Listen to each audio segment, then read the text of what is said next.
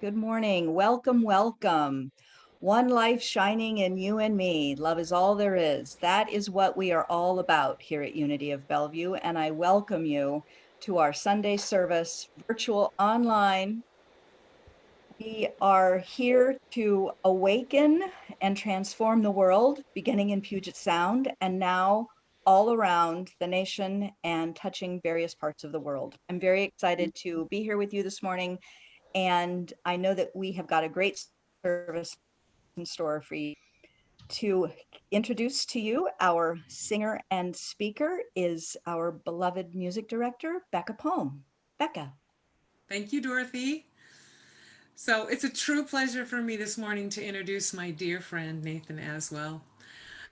Nathen is a speaker, he's a recording artist, he's based in Vancouver, BC. He's been speaking and performing internationally at conferences and concerts and retreats and churches. And he's been presenting his music and stories and humor with his voice and his Chapman stick, which is this 12-stringed electronic instrument that's tapped with both the hands like a piano. And Nathen will show some of that today. Nathen is a true musician. He's adept in many popular styles of music, which are showcased on his CDs Little by Little and Yes. And he describes his CDs as celebrations of life, transformation, evolution, and the oneness of humanity. Since March 25th and during this pandemic, Nathen's been performing weekly online concerts, and Monica's going to be posting some links in the chat for anybody that might like to hear those or find out more about Nathen. Nathen walked the Camino de Santiago last September and October, and he's currently writing a book about his experience. I can tell you from my own personal experience of Nathen that he shares himself truly, openly. He's heart-centered, and he's developed himself to be able to not only listen to the words you're saying, but to hear deeply. In a little bit, we'll get to hear more about his adventures, and for now, Nathen, how about we start with a song? I would love to, my dear friend.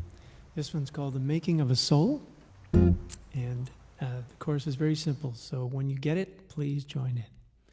The making of a soul, the making of a soul. I'm busy with the making of a soul.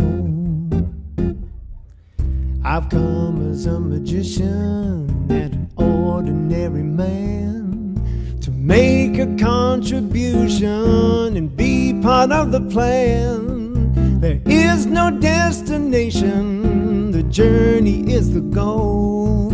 I'm busy with the making of a soul. Whoa, whoa. Busy with the making of a soul. Part of me's an artist, and part of me's a fool. I have no map to guide me, there is no book of rules. There is no destination, the journey is the goal. I'm busy with the making of a soul. Whoa, whoa. Busy with the making of a soul. Sing with me. The making of a soul, the making of a soul. I'm busy with the making of a soul. Lurking in my shadow are things I must reclaim. I call them out into the light and give each one a name. 'Cause everyone's a mirror that helps to make me whole. I'm busy with the making of a soul. Whoa, whoa, whoa, whoa. Busy with the making of a soul. The making of a soul, the making of a soul. I'm busy with the making of a soul. I'm part of God unfolding, I trust and fully give. All that really matters is that while I live, my gifts are what is needed. The universe is home. I'm busy with the making of a soul. Whoa, whoa, busy with the making of a soul. Last time. The making of a soul, the making of a soul. I'm busy with the making of a soul. The making of a soul. The making of a soul. I'm busy with the making, big finish here, of a soul.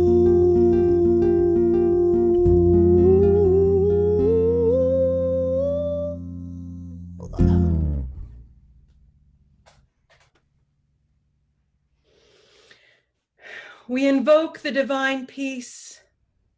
We invoke the divine love, the divine joy, the divine oneness, knowing that this presence is always here, that we are always filled, that we are always surrounded by such a great awareness, that nothing can thwart the divine will moving through us as we create a better world for all together, as God unfolds through us, as we make souls. We open this service knowing this truth, declaring all sacred, understanding that there is nowhere that God is not. For holy, holy, holy is God Almighty. The whole earth is full of God's glory. We are so grateful. And so it is. And we are going to share in an affirmation together as it comes up on the screen now. Just take a moment to read it silently to yourself, and then I will lead us together out loud in just a few moments.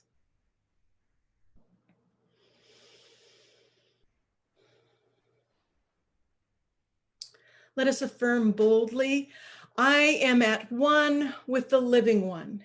This indwelling presence is alive, alert, and awake within me, and I open my heart to its divine expression. I live in this promise of unity for myself and for everyone around me.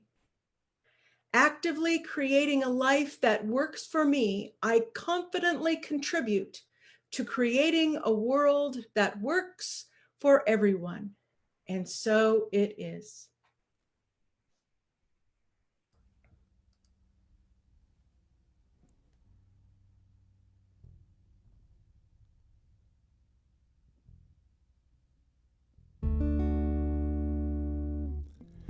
Little by little, bit by bit, I'm getting to the heart of it. Little by little, love is guiding me home.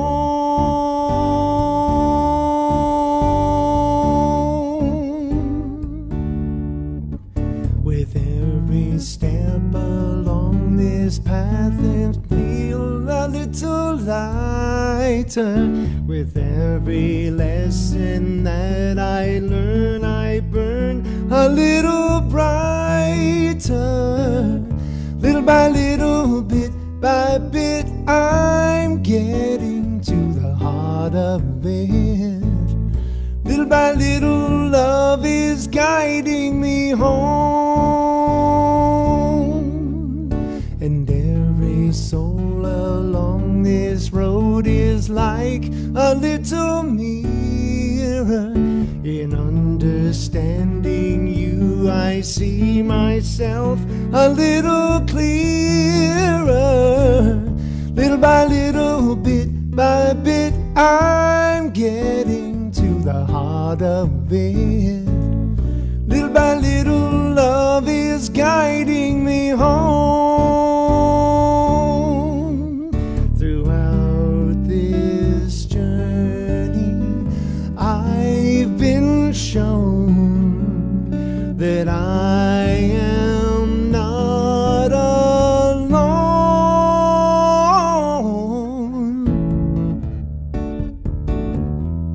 Whoa.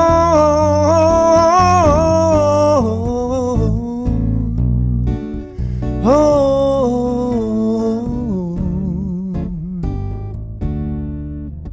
With everything that I create, I grow a little stronger. With every triumph on this track, I'll go a little longer. Little by little, bit by bit, I'm getting to the heart of it. Little by little, love is guiding me home.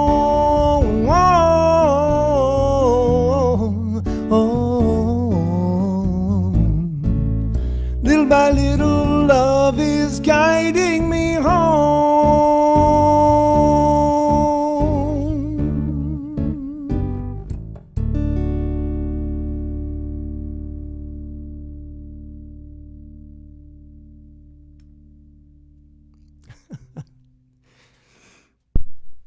Thank you. Whoops. Thank you very much, everyone. I love seeing this. It's great. Okay. Now, I'm hoping that everybody can hear me. Can I get a thumbs up? People can hear me good? Okay. Here we go. Yeah, here I am. I might get emotional as I'm talking, because this is a subject that's very near and dear to my heart. So this is what happens to me sometimes. So please forgive me. I'm hoping that doesn't happen too often and won't distract from what I'm trying to tell you. Okay, let's start by sharing the screen. I'm hoping you can all see that. Can I get a thumbs up from? Okay, great. I'll make this the full screen. There we go. Okay, so I'm here today to talk to you about a life-changing experience that I had last year. It was, it'll get easier, I promise. Okay. Last September, I decided to walk the Camino de Santiago, which is a 500-mile pilgrimage across Spain. And like most North Americans, it was inspired by watching this movie. For those of you who haven't seen this movie, very brief synopsis is Martin Sheen plays the father of Emilio Estevez, who is his real-life son. Emilio Estevez's character decides to walk the Camino and passes away on the very first day of this particular route. The route that's shown in the movie is the French Camino, which begins just inside the French border, crosses the Pyrenees Mountains into Spain. And the weather can be quite treacherous on that first day. And so Emilio's character dies. So Martin Sheen's character decides to walk the Camino in his son's memory and has a spiritual awakening as a result.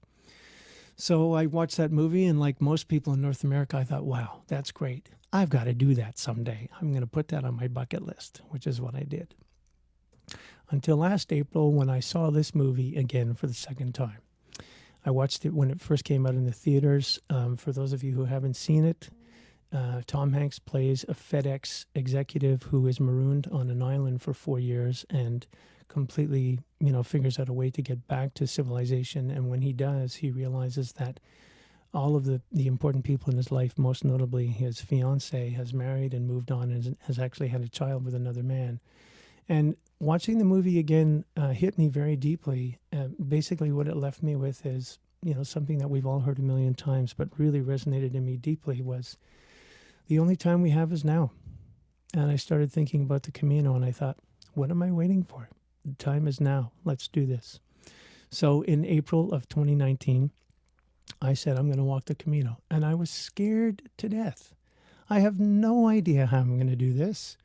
How am I going to find the time? How am I going to find the money? Just all kinds of questions about what was going to happen. And I thought, all right, well, like anything else, as the song I just sang said, little by little, step at a time. What can I do this week? What can I do today? What can I do this month to prepare myself for the trip?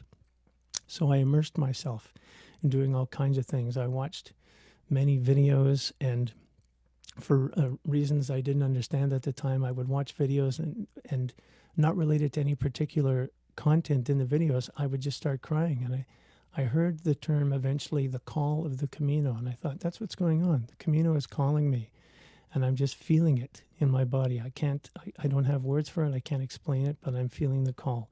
So I took great comfort in that, thinking, okay, I don't know how this is going to unfold, but I know that it's meant to be. So the next thing I did was I got these 2 guidebooks. John Brierley is the author of both of them. John Brierley is an Irish man who about 25 years ago walked the Camino for the first time, and it completely changed his life. He was a businessman. He stopped that path and since then has become the expert on all things Camino. He has walked it every year since, and he updates these books every year. These books are packed with information, all kinds of information, what you can expect, all the places you can stay, how far the trip is, how many days you should, he suggests you walk it in, anything and everything are in these books. So I thought, great, I'm well prepared for that. My next question that I needed to answer, several people said, well, you're not going to walk the Camino without an instrument, are you? And I thought, well, I can't walk the Camino with a stick. That's way too heavy. So I did a little bit of research and I found this. This is called a guitar-lele. It's the same size as a ukulele, but it's got 6 strings like a guitar. So I didn't have to relearn how to play it because I know how to play guitar. And I thought, great, that's very simple. That's very light. I can take that with me. That works. So off I went on September 7th, my birthday last year. My birthday present to myself was to start the Camino. And what happened starting on this very first day, let me tell you a little bit about this. This is the first, they're called albergues in Spanish, hostels in English. I had been exchanging some email messages with the owner of this albergue, and it was very clearly said, that the front desk closes at 9 p.m. And I said about 3 times in 3 different messages, well, I understand that, and my train, I'll be on the last train, and I only get there at 10. So, would you be willing to be a little flexible? And I was speaking, and she's French, and I was translating it, and I do speak a little bit of French. But anyway, there was this concern I was going to get all the way there and not be able to get in and have to sleep on the street or what have you. So a wonderful thing happened. I got off the train at 10 after, and it's a very, maybe a 10, 15-minute walk from the train station to this front door. And I thought, okay, and I checked my map beforehand. I know exactly how to get there. And I got off the train, and I heard this beautiful French voice calling my name. It was her. She had come to the train station to pick me up and take me to this albergue. And that set the tone for the rest of the Camino.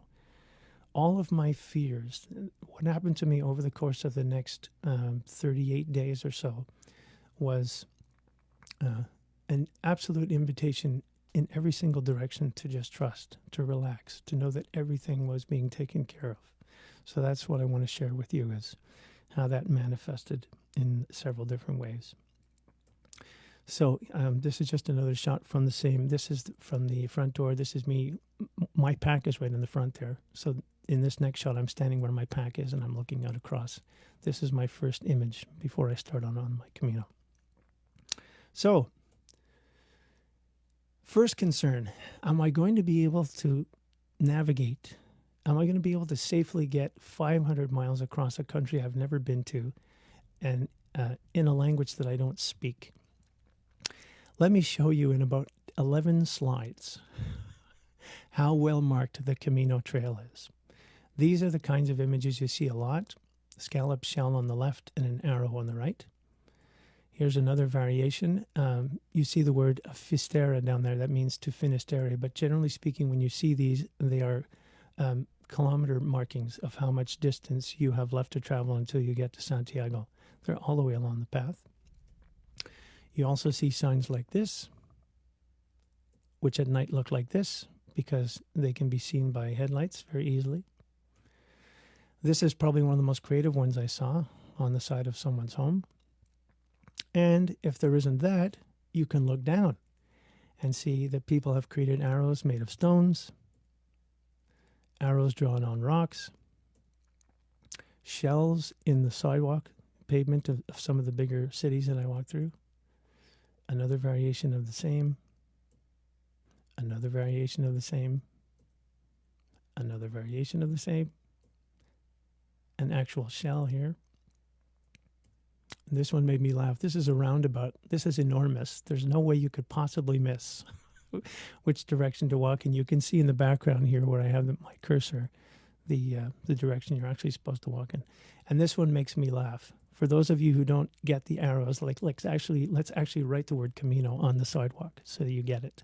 So all that to say, in the course of my entire adventure, I only got lost about 3 or 4 times, and every time it was only for about, I think the longest was 15 minutes. And I would start pretty early. I ended up leaving at about 5 o'clock every morning, 6 o'clock every morning, I'm sorry. And on the days that I got lost, someone would appear. Someone would be driving by in their car, someone would be walking their dog at exactly the moment that, you know, in another few minutes, it would have been a serious detour, but someone would appear and they would just shake their head and they would just point back in the direction that I should walk in. The funniest one was being stopped by a police officer walking through town aimlessly with my map in my hand, and it was quite obvious that I was lost. And he just took my book and he said, "Oh yeah, okay, you just need to be walking that way." So all that to say, completely unnecessary for me to be afraid of not knowing my way. There's an expression you hear on the Camino a lot, which is the Camino provides. The Camino absolutely provides. So how about food? What am I going to eat? You know, is eating going to be a problem? Well, as you can see in this picture, eating was not a problem. I got a chance to enjoy dinners with new friends that I met from all over the world. So in this picture, it's my great privilege to introduce to you some of the people I met along the way and to give you an idea of how international the Camino is. From left to right, Shai from Israel, Takuya from Tokyo, myself, Brett from Australia, to his right, or to his left, our right, Beth from New Zealand, and Laureano in the front from Spain. This is about a third of the way through the trip. So I had a chance to enjoy many, many shared meals, fantastic meals. Whoops. And there were also some great breakfasts. So here I'm at a place, very, very out of the way place called Villar de Mazarif. And these are churros. I don't know if any of you have had churros. They're a Spanish delicacy. Basically, they're just dough sprinkled in sugar. And there was a gentleman who woke up early this particular morning and was making those for us. It was one of the highlights on the Camino, so that's why I included it here. And when I didn't want to have shared meals, there were plenty of grocery stores all the way along, just as you'd expect in any country. And for those times in between, there would be several places like this. I don't know if you can see the sign in front. This gentleman has a sign saying donativo, which is donation. So he had all of this food, and you could give him whatever you wanted. And the smile on his face is quite genuine. He was just a sweet, sweet soul. Imagine that being something that you're willing to do for, I don't know how long he did it for or how many days he did it, but it was just, I remember when the timing of that, getting to that particular moment on that day, I hadn't had enough breakfast or whatever, and just seeing him there was wonderful. And of course, there's a bathroom behind him too. So just a wonderful moment to just stop and refuel. And there were many other places where there wasn't somebody, but there'd be a sign like this: delicious homemade food by donation. So again, no concerns about food all the way along. The Camino provides. What about the hostels? Well, the hostels came in all shapes and sizes. Some of them were like this, standalone buildings. Some of them were they'd look like an office building or something. You'd be walking along the street and see this nondescript kind of building. And sometimes it would just be a doorway in an alleyway. But inside, the experience was pretty much the same. Bunk beds all the way along, and all of us putting our packs along the wall there. And this is included because I had a very powerful experience. Again, another example of the Camino providing. There was a woman named Connie that I met from Seattle. I got to this particular town. This was after a very grueling day, a big uphill climb the whole day. And I was trying to find the hostel I was looking for, and I couldn't for the life of me find it anywhere. And I passed Connie. Connie is speaking English to a friend of hers, and I say, "Do you know where the hostel is, the albergue is?" And she says, "No, I don't, but I've actually rented 2 rooms, and I only need one of them. It would be my pleasure to give you one of my 2 rooms." And I said, "Well, that's great, but please let me give you something for that." She said, No, please, I insist. This is the building where I stayed that night. And this is the view from the front door, looking out onto the valley that I've just walked. So again, another example of just being well taken care of. It was the first night that I had slept alone the entire trip. I was in a room all by myself. It was a nice little treat, and the view, of course, was spectacular. So, what about needing supplies if you're injured? Well, I made a cardinal mistake on the Camino, and that was I took too much with me. A lot of people do that. The expression I think which best sums it up is on the Camino, we pack our fears. So, what if this happens? What if that happens? So, John Brierley, the fellow who I mentioned earlier who put the book together, the guidebook together, says that you should travel with 1/10 of your body weight to a maximum of 22 pounds. I only found out when I got home that my pack was 36 pounds. So I had way too much on my back, and as a result, I suffered some injuries. Specifically, I got shin splints in both of my legs, and my right knee ended up causing the problem. So this little piece of gear here saved my life, literally. And it got to the point where I would start out walking every day, and I thought, okay, which of those three areas hurts the most? My left shin, my right shin, or my right knee? And this got me through the trip. And here's another little piece of gear, which, whoops, what the heck happened there? I'm sorry. I just got messed up for a minute there. I pressed the wrong thing. This turned out to be a lifesaver. On the Camino, of course, it's all 220. And I had 110 to 220 adapters, but as you can see by this one, the ones that I had were much narrower. And this was a gift that was given to me. I lost the two that I brought with me about halfway through the trip, and I thought, gee, what am I going to do? The problem is that the sockets all along the way were a little recessed into the wall. So when I left the Camino one day, I left in two different places. I left my adapters behind. And I thought, wow, what am I going to do? I need my phone for the rest of the trip. And within about 15 minutes of me realizing this, one of the guys that I was traveling with said, you know what? I have two of these things. Just have one of mine. So again, it just got to the point where probably about a third of the way into the trip, I thought, it doesn't matter what happens to me on any day. I'm completely cared for and protected every step of this Camino.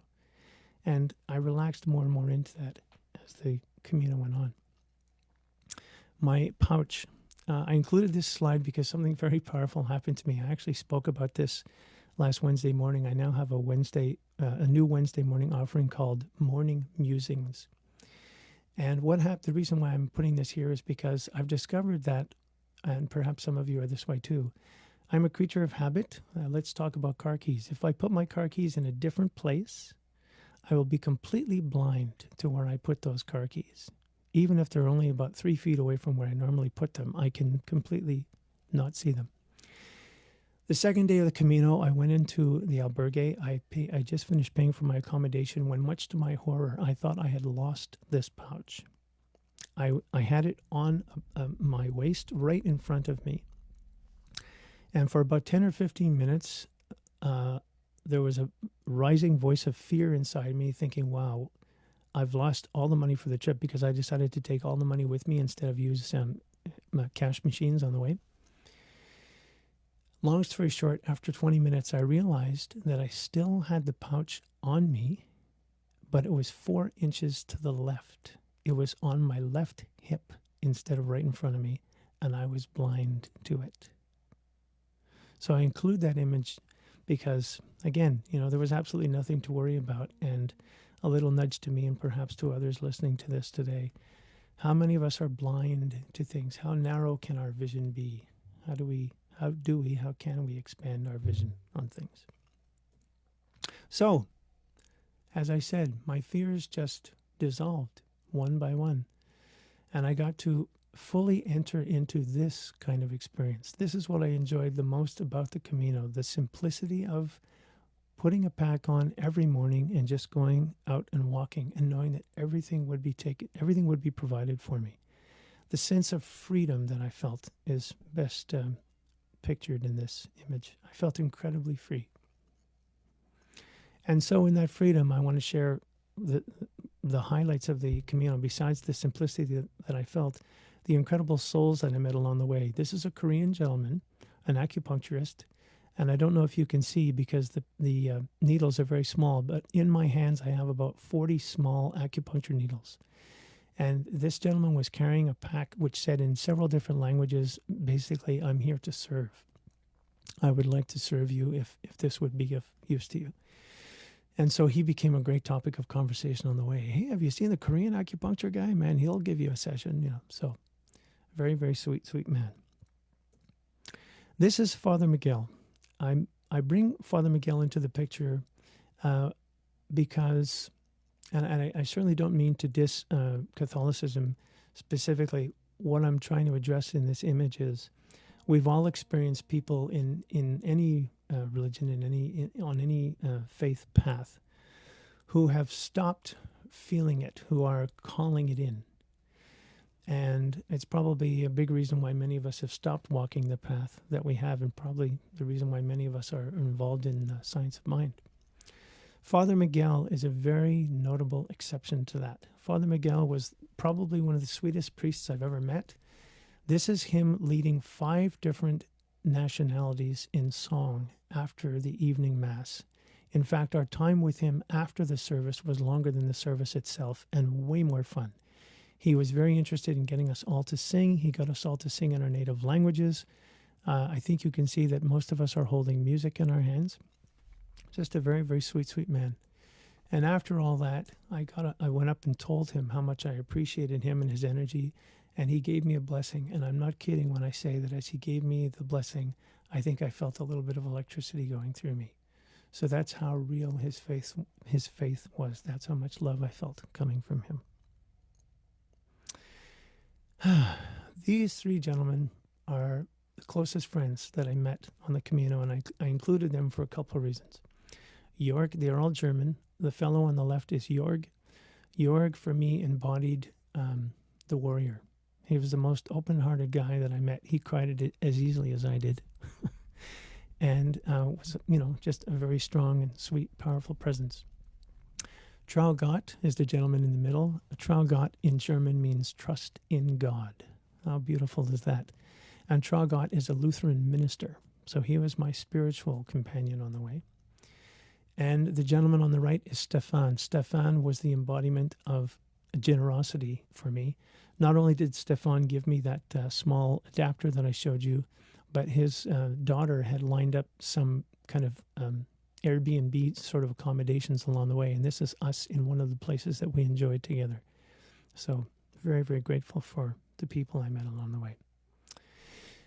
This is in San Juan de Ortega. There are 3 buildings in the picture. The one on the left is the albergue. The one just to the side of it is a chapel, and straight ahead is a second chapel. Someone had made, I had asked for requests before I left, asking people if they had any requests of me to do for them while I walked. One of them wanted me to sing a song for them that I had written. In both of these chapels, I sang, and in the middle chapel, the one right beside the albergue, I went in with my guitar lily, and I played for about an hour one night, and just enjoyed filling the chapel with the sound of music for about an hour. People came in and sat behind me, and for the next 3 or 4 days, people were stopping me on the Camino, telling me how much they had enjoyed my music making. So besides that one night doing that, I also had several opportunities to lead sing-alongs in many of the hostels. So I was very glad to share the gift of music along the way and make more friends that way. This is the Cruz de Ferro. This was one of the highlights of my experience. The symbolism of the Cruz de Ferro is that pile of things that you see are things that people have brought from all over the world. Before people walk the Camino, they are encouraged to bring a rock or something from home, either a rock or some memento of someone. The rock symbolizing something that they wish to leave behind, or the memento of something, someone that they want to remember and honor. And before I left, I did bring a rock with me from Vancouver, and my desire was to give up all limiting thinking, all sense of lack. And I can tell you that after I put that rock down and I walked back down for about the next half hour, I had some very, very very powerful waves of tears. So I think that the prayer of leaving leaving the stone behind was definitely began to work almost immediately on me. Here we are at the end of the Camino, or the end that most people realize. This is the cathedral in Santiago. And as you can see, there are some cranes there. And the sad part, well, kind of sad part, was that I couldn't even go in. They were doing renovations inside. And so for those people who walk the Camino, because this is where it is believed the bones of St. James the Apostle are, it was very anticlimactic. There was no opportunity for me to go in and experience any of those things. Here's another view of the chapel, by the way, at night. Very striking. And that I knew from the time that I left that this would not be the place where I would finish. I knew that I would be finishing on the coast. I wanted to go a little bit further to two small towns, Muxia, Muxia, and Finisterre. Here's Muxia, basically a small little fishing village. And because I live in Vancouver, Canada, I'm originally from Montreal, but I knew that I had to get all the way to the coast because for me, it's all about the water. It's all about the ocean. So standing here, actually right behind this church here, is when I felt like my Camino was complete. To feel the salt air on my face and smell the salt and to see those waves and hear those waves, I thought, yeah, this is my completion. And I then continued on to Finisterre. So the significance of where I'm standing is, you can't quite see it, but on the plaque it says kilometers 0. So this is for people who decide to walk all the way to the coast. Finisterre in Spanish means end of the world. So before Columbus discovered North America, this is where they believed the end of the world was. So it has great significance. Behind me is a lighthouse, and the next few slides I'm going to show you are behind the lighthouse. You can see the tower just to the left of the lighthouse. This is that tower. And the small cross is where there's a small fire pit. Here's a closer look at the fire pit. And something that used to be done, people aren't doing it as much now, they would burn some old clothing as a sign of something else that they were choosing to release, let go of. I didn't do that, but what I did do was when I was standing here at this spot, this is just right at the edge of the back of the lighthouse. It was so windy. I'm not kidding when I say the poncho that you saw me in, the last slide, I thought I was going to take flight. It was that windy. And I dared to go and stand beside the antenna, and I put my arms out. And I guess this was a deepening of the wish that I made when I was at the Cruz de Ferro, the Iron Cross. I put my hands out and I said over and over again, winds of Finisterre, wash me clean and make me whole. And believe me, I was absolutely pummeled by the wind. So it was I definitely felt like I was getting a good cleansing. The next day, I went to the beach, which is about 9 kilometers in the opposite direction, about 5 kilometers in the opposite direction, and walked along the beach and recited the same prayer. Again, it was so windy. In fact, at one point, the wind blew my poncho right off, and it started raining. So I got absolutely soaked and pummeled by rain. And I thought, careful what you pray for. I was washed clean and made whole.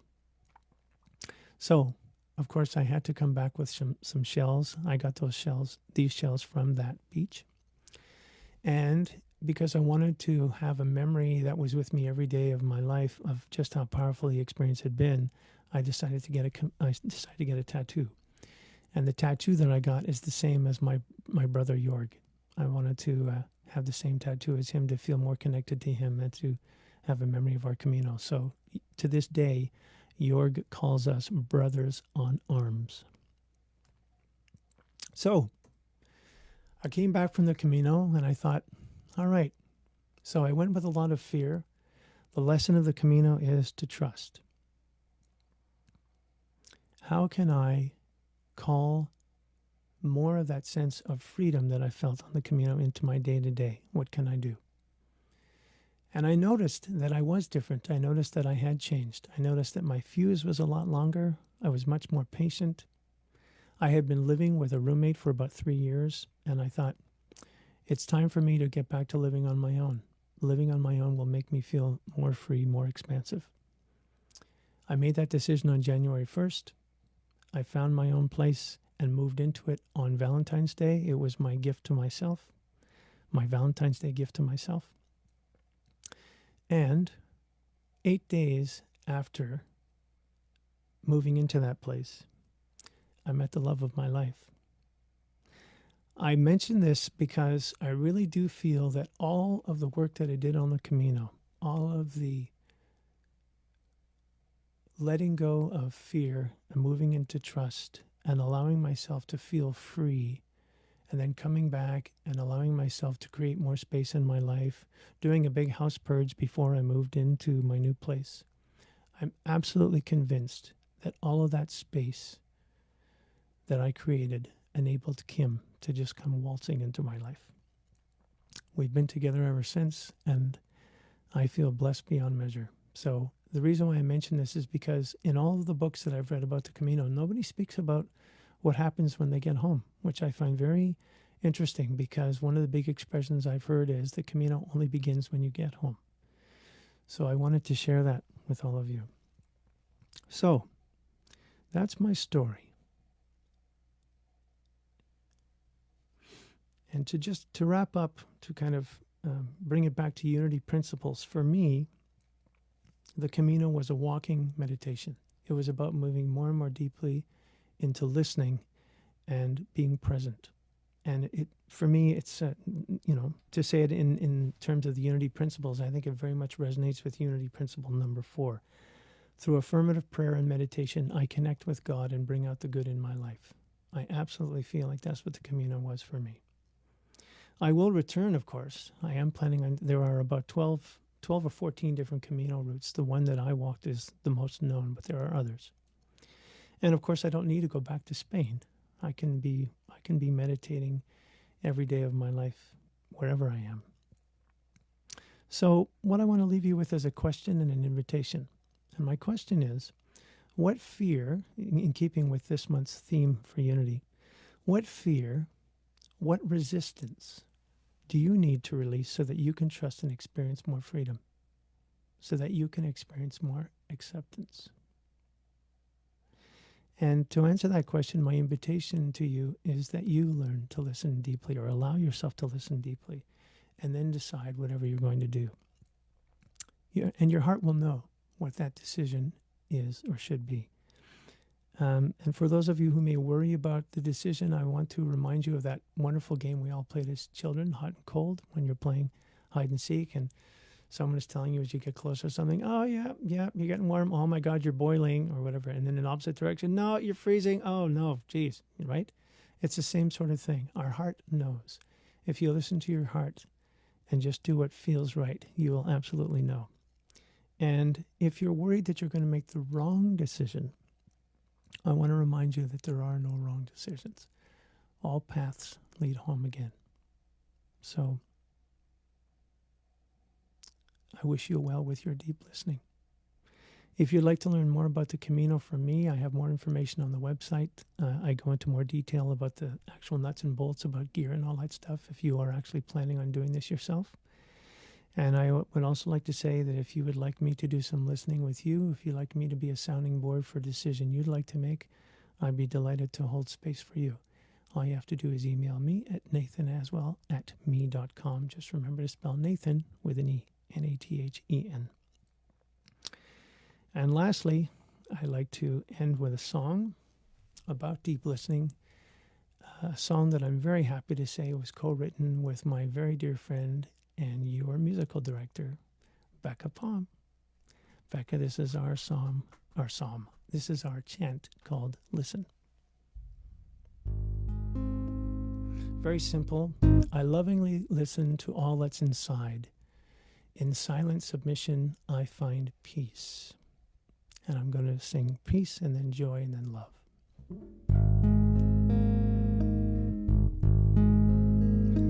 I lovingly listen to all that's inside. In silent submission, I find peace. Peace, peace.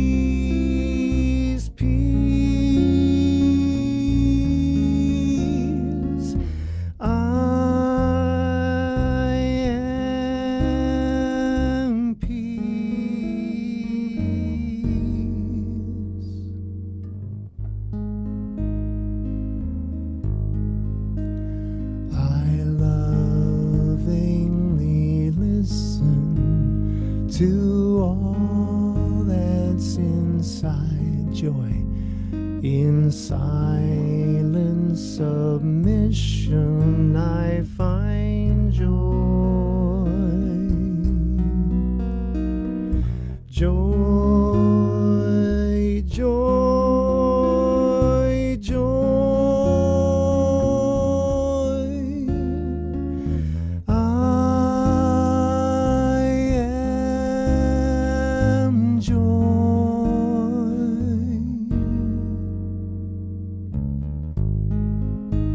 This time we'll sing love. I lovingly listen to all that's inside. In silent submission I find love. Love, love, love. I am love. I am.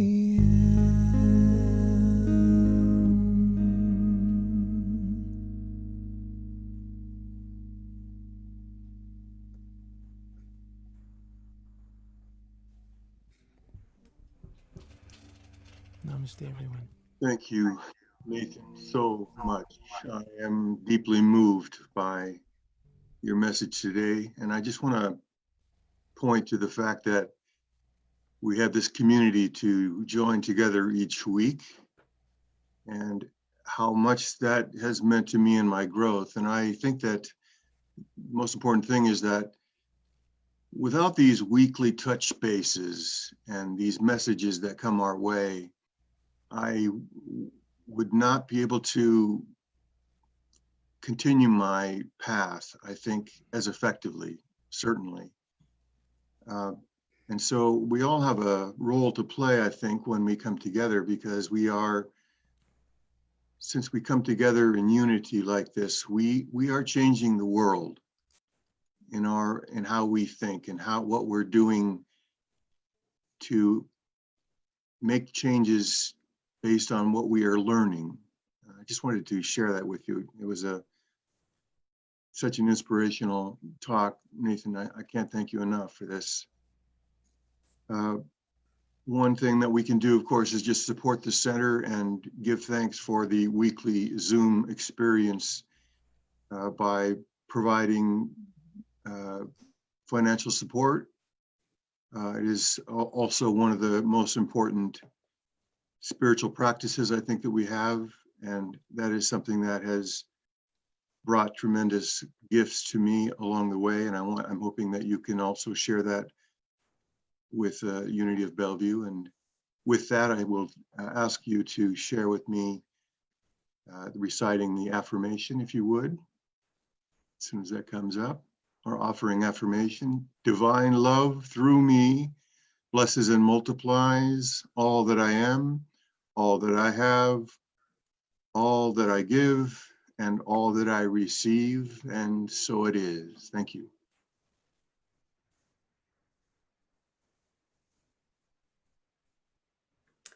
We breathe in a grateful breath together. We give thanks for the abundant flow that sustains our lives and our community. We give thanks for these tithes and offerings, knowing they will be multiplied and blessed so that all might awaken and know the truth of who they are.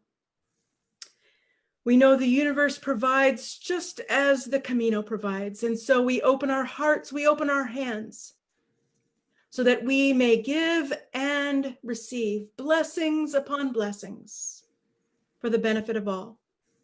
We are so grateful, and so it is. Hi, everyone. My name is Monica McDowell Elvig. I'm your center administrator, and we are so grateful you are here this morning. We open our hearts to you. We welcome you virtually. If this is your first time visiting with us virtually, we would love to have you connect with us in any way you would like. You can give us a phone call, send us an email, or shout out on social media. If you would like to know what we are offering during this pandemic, we have a lot of online offerings, and the best way to stay up on all of those is to go to our website and sign up for our weekly e-newsletter. On the bottom of every page on our website, and our website is unityofbellevue.org. On the bottom of every page is a sign-up form for that weekly e-newsletter, and that comes out every Thursday morning. So that's the best way to stay up on everything that's happening here at Unity of Bellevue Online. And I'm going to tell you about some of those things right now. The first thing is that every Wednesday at 1 p.m. we have a Wednesday Community Connect. That is our opportunity to connect with each other informally, to help each other stay focused on spiritual principles and our spiritual practices while we are walking this pandemic path, kind of like the Camino way, but the pandemic way. It helps us stay focused and see that we are being provided with spiritual support even midweek. So if you would like to join us for that, we'd love to have you. The Zoom link is on our website, unityofbellevue.org/launch.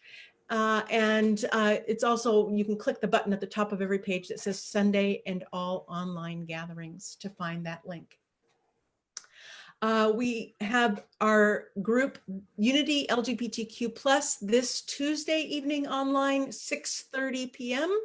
Again, you can find that link on our website /launch. That is a group for LGBTQ persons and those who are questioning. It is safe space and spiritual support, and we'd love for you to join us for that online gathering. We are also offering on Thursdays through September food trucks. This is something that we are doing in collaboration with a local organization for those who are in food crisis right now. And we're using some of our Super Bowl dollars to help fund this and help people have some free vouchers, but it's open to everybody. Everybody can come and buy one of the meals at the food trucks. We had one this last Thursday evening from 4 to 7 p.m. and it was a great success. We gave out 88 vouchers and more people came and bought food. We're going to have another truck this Thursday, 4 to 7 p.m. And it is, I have it written down somewhere, it is Mexicuban food. So Mexican, Cuban, and Latin food is what it says on its advertisement. So if you would like to come in and join with us on that, we invite you to that. Divine Dining, we are still gathering those recipes.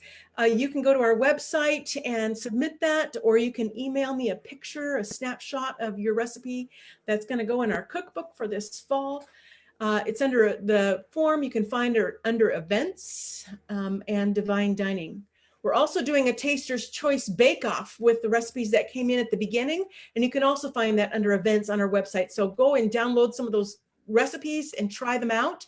We'll have a contest later where you get to vote on your favorites, but for now you can start trying out those recipes.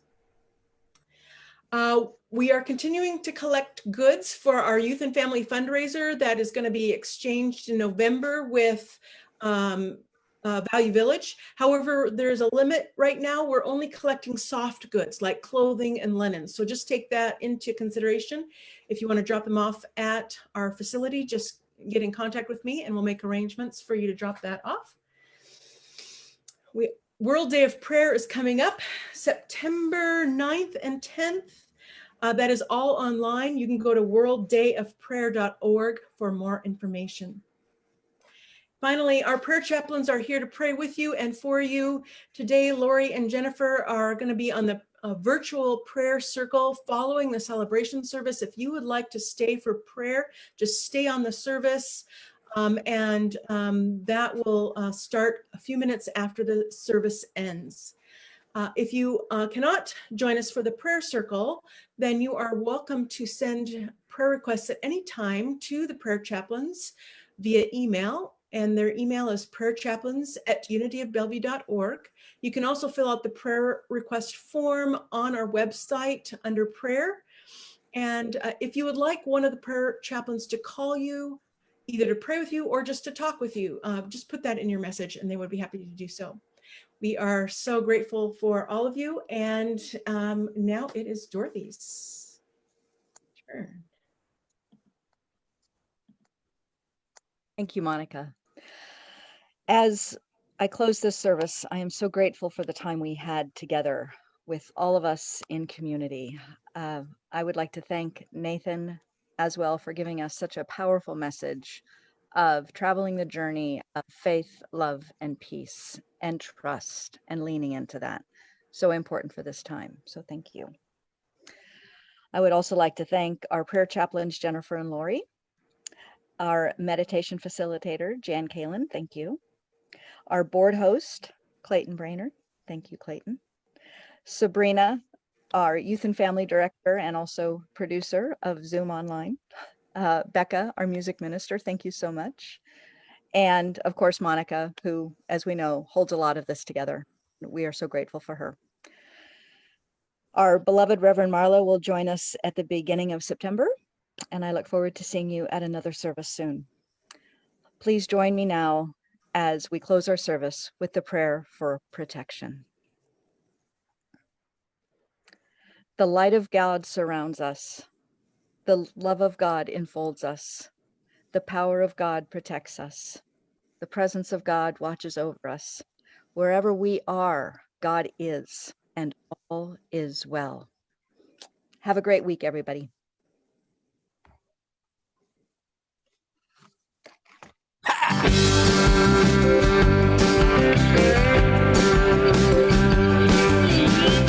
Sometimes I forget where I come from. Sometimes I forget where I'm going to. Sometimes I get so confused I lose my way. Sometimes I know you feel the same. Then I remember there is nowhere that God